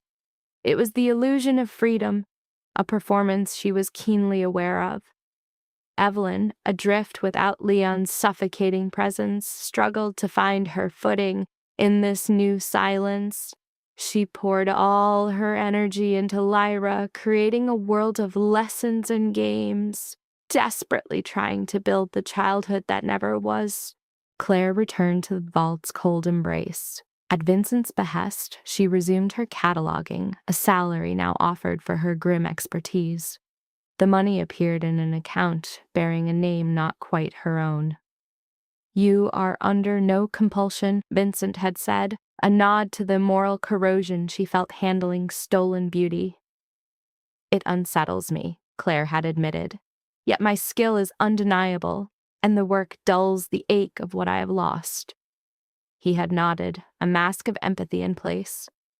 "Tell me if you must stop." She never did. Claire poured herself into the task, forging the most complete record of the collection ever made. Her research breathed life back into the provenance of each piece, a history she documented with cold precision. Some nights, letters emerged from behind canvases, desperate pleas from the dispossessed, silent testaments to the Moretti legacy of theft. Claire sealed them away in a separate file. Her reasoning for this remained a shadow in her own mind, a tool for a future she couldn't see, a whisper of hope that one day she might orchestrate the return of these stolen souls. For now she worked, pushing aside any deeper thoughts. Lyra turned 3, then 4. She was a bright flame of a child, a creature of questions and fierce will, bearing Evelyn's grit and Leon's sharp intellect. With a love for books and inquiry, she often shadowed Claire in the vault. "Why is that lady's face so sad?" Lyra would ask, pointing a small finger at a portrait steeped in shadow. "I don't know," Claire would reply. "Maybe she lost something she could never get back." "Like what?" "Maybe someone she loved." Lyra considered this with a child's profound gravity. "Do you think she ever found them again?" "No, my love, I don't think she ever did." "That's sad." "Yes, it is." Lyra's attention drifted to the next painting, but Claire's gaze lingered on the woman's sorrow. Vincent was a different sort of jailer than Leon had been. He was remote but never cruel, a pragmatist who possessed a sliver of compassion. Once a week he would join them for dinner, asking after Lyra, ensuring their cage remained comfortable. But the family business churned on. Men in dark suits still came and went. Unmarked vans made their deliveries in the dead of night. The faint hum of illicit finance was a constant background noise. Claire learned to ignore it. One evening, almost 2 years since Leon's death, Vincent summoned her to his office. She entered the room with a familiar caution. A direct call was a rare event. "Sit," he said, a gesture toward a leather chair. She obeyed. He poured a single drink for himself. "I am thinking about the future," he began, "about what becomes of this house, this collection when I am gone. Planning your retirement?" Claire's voice was light, a brittle defense, planning for the end. "This life has no retirement. It offers a bullet, or if you are lucky, a cell." Vincent took a slow drink. "I have no children of my own, no one to carry the name. The family is broken, the primary lines extinguished. When I die, all this becomes someone else's burden." Claire remained perfectly still. Lyra is Leon's daughter. By blood, she has a claim to what this family built. The leather of the chair groaned under the pressure of Claire's grip. She is 5 years old, for now. But she will grow, and there are those who will remember who her father was. They will come looking for her. "We'll be gone before then, will you?" Vincent's eyes were like chips of glass. "You have had chances to flee, but you are still here, for the child, for her mother, and I think for you." He set his glass down with a heavy finality. "You have carved out a life in this place, Claire. A fractured one, yes, but a life nonetheless. You have work that matters to you, people who depend on you. A purpose?" "I have a cage," Claire said, her voice devoid of inflection. "It is more comfortable than the one Leon built, but it is still a cage. Perhaps, or perhaps you have made peace with the things you cannot change and found meaning in the things you can. Claire gave him no answer. Vincent moved to the window, a silhouette against the dying light. I am creating a trust for Lyra. It will be enough for her to choose her own life when she turns 18, to take what is hers by right or to walk away from it forever. Why are you telling me this? Because you are the one who will shape that choice. Evelyn loves the girl, but this place has broken something inside her. She will never have the strength to tell Lyra to leave, but you will. You want me to raise her to despise this legacy, to be stronger than her father and smarter than me. Vincent turned to face her fully. Can you do it? Claire saw Lyra's face in her mind, a child still untouched by the poison in her name. Yes, she said, I can. He gave a single sharp nod. Good. As she turned to leave, he spoke again. Claire, thank you for staying, for them. You didn't have to. Yes, I did, Claire answered, her voice barely a whisper. They needed me. She was gone before he could reply. The years bled into one another. Lyra grew, learning her letters, her colors, and how to paint at Claire's side in the vault. From Evelyn, she learned kindness and a quiet strength, though her mother's own spirit remained a fragile thing. From Claire, she learned to question, to see the world without the comfort of illusion. The names of Leon, the business, the violent deceit, that was their foundation. These were ghosts they never spoke of. They simply lived. The catalog was finished in the year Lyra turned 7. Every object was accounted for, its image captured, its dark history unearthed. She presented the final database to Vincent, her pride warring with her shame. This is extraordinary, Vincent said, his voice low. A museum would kill for this. It is a museum of stolen things, Claire countered. That its contents are beautiful does not change what they are. Vincent watched her. What would you do with it if it were yours to decide? Return it. Every last piece back to the families in the galleries it was taken from. Every piece. And if doing so would destroy this family? If it meant ruin and prison for all involved? Claire's stare did not falter. Then that is what must happen. Some things are meant to burn.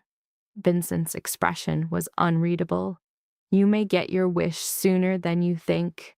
What is that supposed to mean? The world is changing. The old ways are breaking. A reckoning always comes. He closed the laptop. Keep the ledgers safe. They may prove to be important.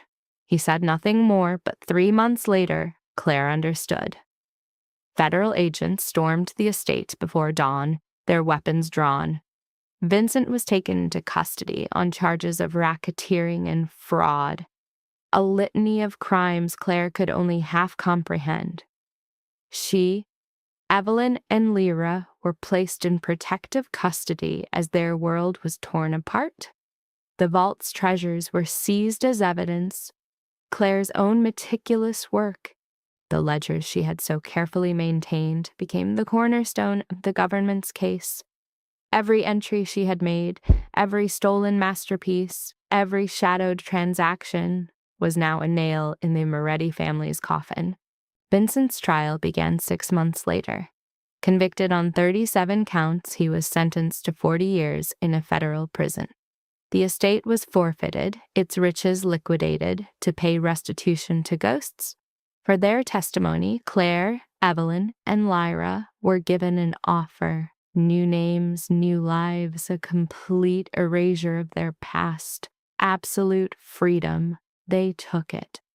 The U.S. Marshals gave them a small apartment in Portland, Oregon, a world away from the gilded cage they had known for the past 8 years. Claire Harper, Evelyn Ross, Lyra Ross. For weeks, the names felt like stones in Claire's mouth. She would catch herself before speaking, her hand hesitating over a signature. For months, Evelyn moved like a ghost, unpacking boxes and enrolling Lyra in school with a terrifying mechanical calm. But Lyra, with the brutal resilience of the very young, seemed to shed her past like a skin. She belonged to her new school in a matter of days. She would come home chattering about her teacher, about recess, about a new friend. Sophie, who had a backpack just like hers. The estate seemed to have left no scar on her. Perhaps it was the gift of childhood, the ability to wall off the monstrous and simply move on. It was a gift Claire did not possess. The apartment was a box, 2 bedrooms, 1 bath, a kitchen too small for the 3 of them to move in at once. After the sprawling emptiness of the estate, it felt like a prison cell, but it was a safe one. No guards patrolled the halls, no doors were ever locked, no whispered conversations took place just out of earshot. On their first night, Claire watched the city lights flicker as Evelyn put Lyra to bed. "We're free now," Evelyn said, her voice hollow as she came to stand by the window. "Yes, we are." "Then why doesn't it feel that way?" Claire had no answer. The liberty they had dreamed of was a far more complicated thing in reality. They had new names, but no stories to go with them. The Marshalls provided a stipend for 6 months. After that, they were on their own. Claire's art history degree was a relic, useless without a past she could claim. Evelyn had no work history at all. They were ghosts, beginning their lives from nothing at an age when others were already established. "I could get a job in a coffee shop," Evelyn said one morning, her eyes scanning the classifieds. "Or a store, something simple." "You've never worked retail." "I've never done a lot of things. It doesn't mean I can't learn." Claire watched her friend, her mind a cold, analytical machine. Evelyn, who had once been so bold, was now a creature of frayed nerves and night terrors. The thought of her facing down angry customers in long hours was impossible. "What will you do?" Evelyn asked. "I don't know yet." But she did. The hypothesis was already forming, silent and sharp in the back of her mind. For the next week, Claire haunted museums and art galleries, not for a job, her phantom history made that impossible, but to see, to remember what the world of art looked like outside the darkness of a thief's vault. Claire's first step back into the world was into a small art gallery downtown. A quiet space where she watched the owner, Margaret Chen, a woman in her 60s. The place felt safe, a sanctuary for regional art presented with a hushed reverence. For 10 long minutes, she lost herself in a single landscape before the proprietor approached. When asked, Claire admitted to a past in art cataloging, then offered a splintered truth. "I worked for someone," she said, "who collected art through questionable means." It was a calculated risk, casting herself as a victim to test the woman's trust while hiding the true depth of her own scars. Margaret's quiet nod suggested she understood the art world's dark and tangled roots. What followed was an offer of a job. Part-time, low stakes. It felt like a lifeline, a chance to have purpose without the suffocating weight of her past. The owner's offer wasn't born from pity, but from observation. She'd seen the intense, unbroken way Claire had looked at the art, the quiet professionalism in her stance. It was an offer of a second chance, and for a woman who thought she had none left, it was everything. Claire accepted without hesitation. The work, inventory, arranging displays, speaking with clients, became a quiet therapy, a routine that was both ordinary and in its own way miraculous. Evelyn found her own refuge in a bookstore, where repetitive tasks and physical exhaustion soothed the noise in her head. Their child, Layla, was thriving in school, making friends and dreaming of a future, a bright spot in their carefully rebuilt world. But the trauma was a persistent ghost. Nightmares still tore through Evelyn's sleep, leaving her shattered for days. They clung to the story that Layla's father was dead, a necessary lie. Claire lived in a state of high alert, where any sudden noise could trigger a primal fear. The past wasn't gone. It was simply woven into the fabric of their lives in the obsessive way they checked the locks each night. 6 months after they arrived, Claire found Evelyn unraveling. The cause was a simple, heartbreaking sight: a father buying a book for his daughter. It was an image of ordinary love that stood in brutal contrast to the memory of Leon. Evelyn confessed she felt like a fraud, unable to perform this simple act of being normal. Claire didn't offer empty reassurances. Instead, she spoke a shared truth. You just have to keep showing up. She framed their existence as a constant performance, admitting they were just faking it until something felt real.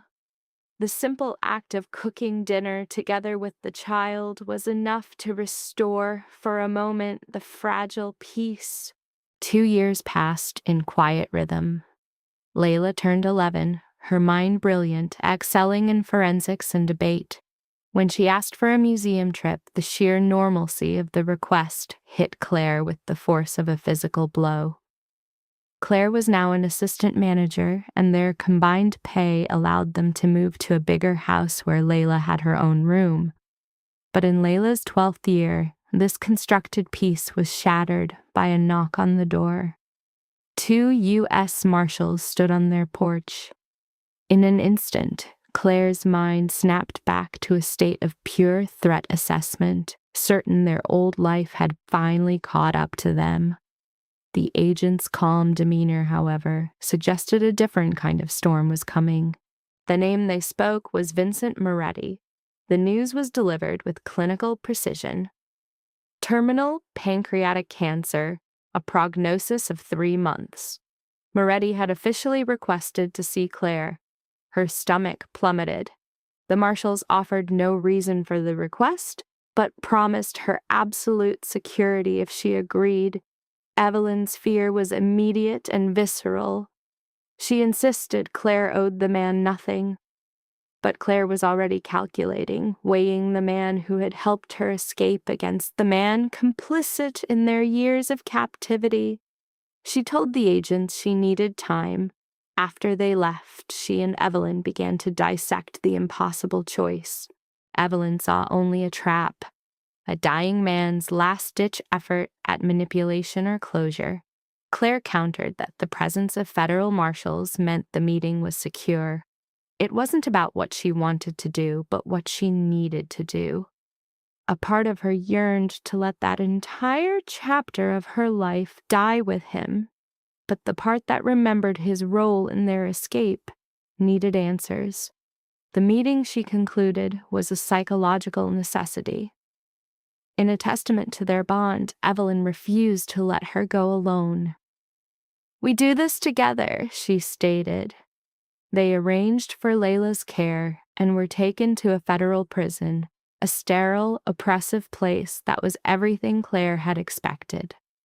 They were processed and led to a small visitation room. Vincent Moretti looked like a man already dead, his body withered by disease, his skin yellowed, his eyes sunken. He was handcuffed to the table, a guard standing impassively behind him. He spoke their names, his voice a dry rasp.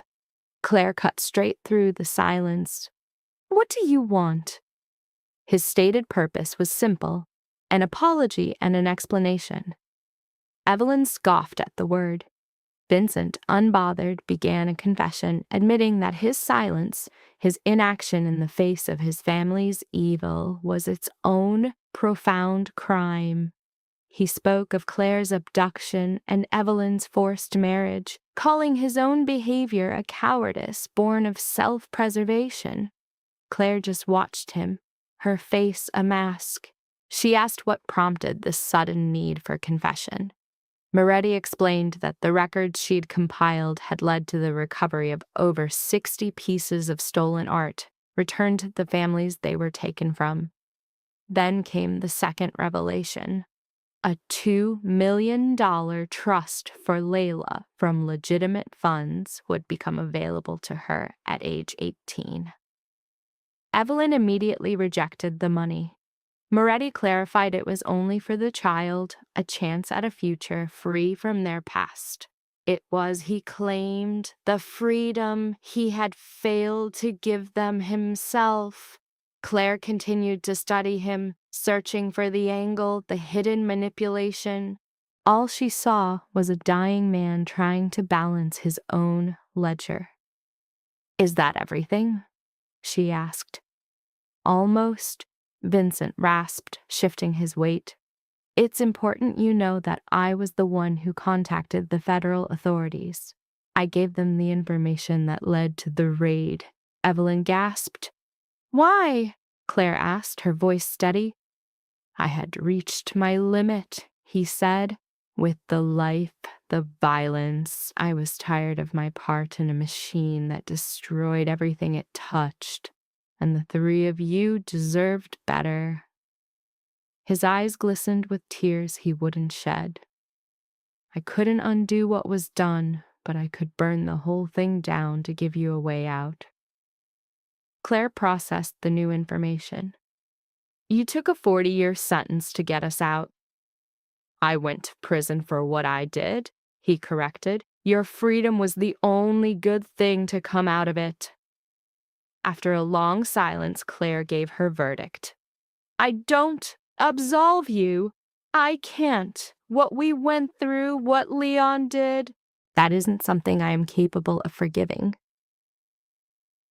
"I am not asking for forgiveness, but I understand why you did it." Claire's voice was devoid of emotion. "I hope you find some peace before you die." Vincent nodded. "Thank you for coming. It means more than you know." The guard signaled. Their time was up. As they rose to leave, Claire paused at the door and turned back. "Vincent, the 60 pieces that were returned. Is there a list?" "The Federals have it. You can request it." Claire nodded once and walked away. On the flight home, Evelyn asked, "Why do you need the list?" "Because I need to see them," Claire replied. "The families who got their art back. I need proof that it all mattered." "He told you it did. I need to see it for myself." 2 weeks later, she had the manifest. 63 items returned to their owners. She looked up every single one. A painting stolen from a Jewish family during the war, now hanging in the home of their granddaughter. A stolen sculpture, bathed in the hushed light of the gallery, was finally home. A family portrait, lost for ages, now hung again in its ancestral hall. Each return was a whisper of justice in a world of echoes, and Claire had been the ghost orchestrating it all. This work could not erase the lost years locked away, nor could it suture the wounds of the soul. It did, however, cast that darkness in a new light, giving it a reason beyond the simple, desperate act of breathing. Vincent died 6 weeks after they last saw him. Claire did not go. There was no ceremony, only a silent lowering into the prison's barren ground. Still, his ghost would visit her thoughts, a complex shade, both an architect of crime and the key to its undoing. Humans are never simple things. They hold the capacity for hell and for heaven, sometimes in one lifetime, sometimes in a single, fleeting breath. Time bled onward. Layla turned 13, then 14. She bloomed into a pensive young woman, her heart drawn to justice, art, and the cadence of poetry, fully aware of the poisoned roots of her family tree. They had fed her edited histories as she grew, but she refused to let the shadows define the shape of her spirit. She was forging an identity from new steel, separate from Leon's tarnished legacy and the Moretti name she'd never worn. One evening, at 15, Layla's question pierced the kitchen's calm. "Aunt Claire, may I ask you something?" Claire was at the counter, the rhythm of her knife the room's only pulse. "Of course." "When you and Mom speak of the dark years, before, you leave so much out. I know you mean to protect me, but I'm not a child anymore. I can bear the truth." Claire's knife stilled. She turned, her face a mask. "What truth do you need?" "The truth about my father. Who was he?" A cold dread, long anticipated, seized Claire. "I will get your mother. She must be a part of this." They gathered in the living room, Claire, Evelyn, Layla, and they unburied the story. Not every shard, but enough. They spoke of Leon, of a union sealed by threats, of Claire held as a guarantee, of years in a cage and the desperate bids for freedom. They ended the tale with Vincent's final redeeming act. Layla drank in the poison without a word, her face a canvas of escalating horror as the tragedy unfolded. Silence stretched after they finished. "So," she said at last, her voice brittle, "my progenitor was a monster." "You are the daughter of a woman who walked through fire and did not burn," Claire corrected, her voice low and fierce. "Your father's sickness is not yours, but his blood is in my veins." "Biology is not destiny," Evelyn said, her tone like iron. "I have watched you grow, Layla. You are righteous and kind and strong. You defend the weak. You feel for others. None of that came from Leon. It is all you." "And you?" Layla's gaze found Claire. "Why did you stay? You weren't my mother. You could have left." Claire saw the possible answers flicker past. Duty, loyalty, love. "Because you needed me to be there," she said, the truth stripped bare. "And I needed you. You were the reason I kept going when there was nothing left. You were my purpose." Tears welled in Layla's eyes. "I'm glad you stayed." "So am I." They clung to each other as Evelyn wept silently beside them, the moment feeling like the final, shuddering exhale of a weight carried for a lifetime. Layla graduated at 17, a year ahead of her class, draped in honors. She held acceptance letters from 3 universities, each offering a full ride. The trust Vincent had created unlocked on her 18th birthday. Layla stared at the statement for 5 silent, breathless minutes. $2 million, she finally whispered. "This is madness." "It is yours," Claire said softly, "to do with as you see fit." "What did Mother think of this?" "She said the decision rests entirely with you." Layla was quiet for a long time. "I want to use a portion to build a foundation for children caught in the gears of organized crime, to give them therapy, education, the help I had because of you two that other children don't." A knot formed in Claire's throat. "That is a beautiful purpose." "And I will go to college to study art history, like you did." Layla's eyes met Claire's. "I want to help bring stolen things back to their families the way you did, but I will do it through the light from the very beginning." "You don't have to walk my path." "I'm not. I'm making my own. But you showed me what matters. Art, justice, making things whole again. So, yes, this is what I will do." Claire drew her into a fierce embrace. This girl, this remarkable woman, born of such a poisoned root, had chosen to grow toward the sun. She could have let her father's legacy consume her, but instead she was using its ashes to create something new. "I am so proud of you," Claire whispered. "I know. You tell me every day, and I will tell you every day for the rest of my life." The years unspooled. Layla moved through university, then graduate school. She walked the hallowed halls of museums. She worked beside art recovery teams. And she helped restore stolen histories to their nations. She was brilliant at it, a natural force. Subject Evelyn constructed a small literary press, an endeavor that brought more solace to her soul than coin to her purse. This was enough.